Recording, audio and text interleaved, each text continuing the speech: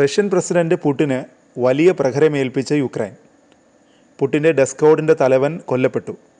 മോസ്കോയിൽ luxury അപ്പാർട്ട്മെൻറ്റിലുണ്ടായ bomb സ്ഫോടനത്തിലാണ് Arman സർക്കിസ്യാൻ കൊല്ലപ്പെട്ടത്. Putin അനുകൂല അർബത് ബറ്റാലിയൻ്റെ സ്ഥാപകനായ അർമൻ സർക്കിസ്യൻ തിങ്കളാഴ്ച നടന്ന സ്ഫോടനത്തിലാണ് കൊല്ലപ്പെട്ടത്. പുടിനിത് വലിയ തിരിച്ചടിയായാണ് വിലയിരുത്തൽ.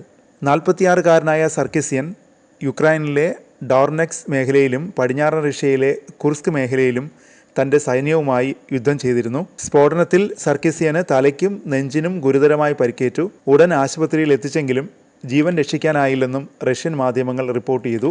പുടിൻ്റെ നിയന്ത്രണത്തിലുള്ള അർദ്ധ സൈനിക വിഭാഗത്തിൻ്റെ മേധാവിയായ സർക്കിസ്യനെ ലക്ഷ്യമിട്ടാണ് യുക്രൈൻ സ്ഫോടനം നടത്തിയതെന്നാണ് റിപ്പോർട്ട്. സ്ഫോടനത്തിൽ ഒരു അംഗരക്ഷകൻ കൊല്ലപ്പെടുകയും 3 പേർക്ക് പരിക്കേൽക്കുകയും ചെയ്തതായി റോയിറ്റേഴ്സ് റിപ്പോർട്ട് ചെയ്തു. അർമേനിയൻ വംശജനാണ് സർക്കിസ്യാൻ.